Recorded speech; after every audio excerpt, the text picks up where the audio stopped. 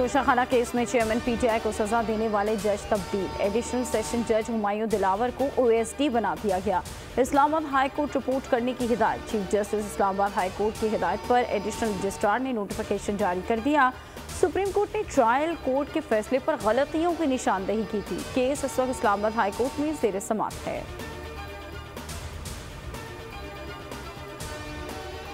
Additional session जज हुमायूं दिलावर को OSD बनाने की वजह सामने आ गई। यूके में ट्रेनिंग से वापसी पर चीफ जस्टिस हाई कोर्ट को खत लिखकर खुद दरपेश सिक्योरिटी खदशात से आगाह किया था। जराये के मुताबिक एडिशनल सेशन जज को खदशा था कि कोर्ट में भी कोई नाखुशगवार वाक़या पेश आ सकता है। उनको यूके में ट्रेनिंग के दौरान भी एहतजाज और थ्रेट्स का सामना था, इसलिए सिक्योरिटी खदशात के बायस हाई कोर्ट ट्रांसफर किया गया।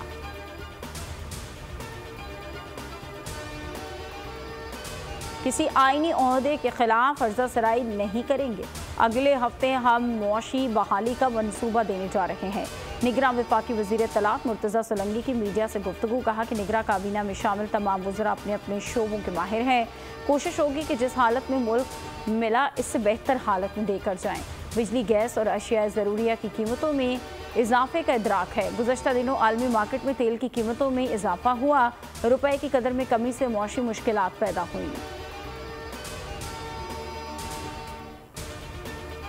जो ट्रायल कोर्ट ने किया वो हम नहीं करेंगे। तोशाखाना सजा मुअत्तली केस में chief justice Islamabad high court के रिमार्क्स। इलेक्शन कमीशन के वकील अमजद परवेज तबीयत नासाजी के बायस पेश ना हुए।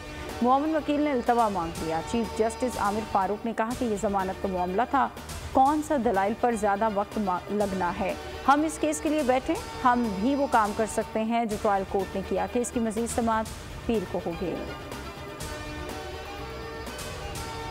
नवाज शरीफ की वतन वापसी का ऐलान। साबिक वजीर आजम अक्टूबर में वतन वापस आएंगे। नून लीग के सदर शहबाज शरीफ की एवन फील्ड में बड़े भाई से मुलाकात हुई। अहम बैठक के बाद मीडिया से गुफ्तगू करते हुए शहबाज शरीफ ने कहा कि नवाज शरीफ वतन आएंगे और कानून का सामना करेंगे। एक बेंच ने पनामा से अकामा का फैसला सुनाया। पनामा में नवाज शरीफ को साजिश के तहत मुलव्वस किया गया।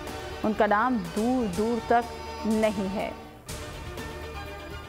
पीपल्स पार्टी बरवक इंतखाबात के मुतालबे पर डट गई। कराची में बिलावल भुट्टो, आसिफ जरदारी की ज़ेर सदारत सीईसी का इजलास। शहरी रहमान ने कहा कि आइन के तहत 90 दिन में इंतखाबात होने हैं। ताख़ीर से आइनी बहरान पैदा होगा।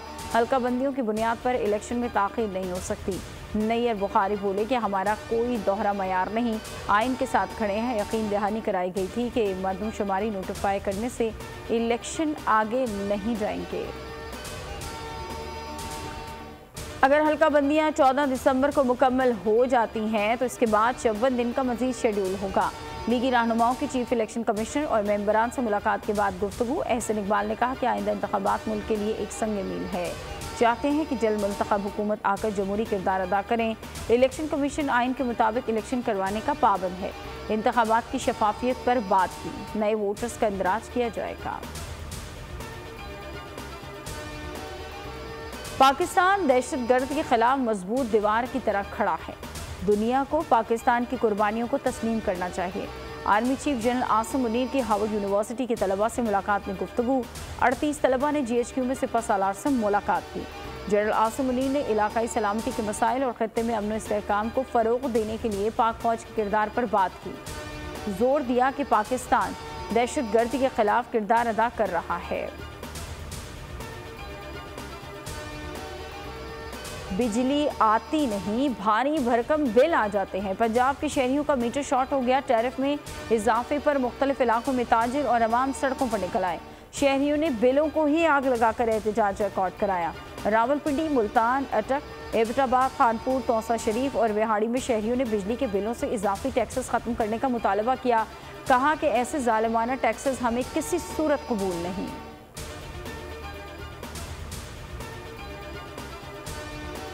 और पाकिस्तान क्रिकेट टीम बनटोटा से कोलंबो पहुंच गई। पाक अफगान तीसरा और आखिरी वनडे कल खेला जाएगा। पाकिस्तान को सीरीज में 2-0 की बढ़तरी हासिल है। तीसरा वनडे मैच जीतकर पाकिस्तान टीम रैंकिंग में सर फहरिस्त हो जाएगा। क्लीन स्वीप के बाद शाहीन ऑस्ट्रेलिया को पीछे छोड़ देंगे। सब्सक्राइब करें और बेल दबाएं ताकि कोई खबर रह न जाए।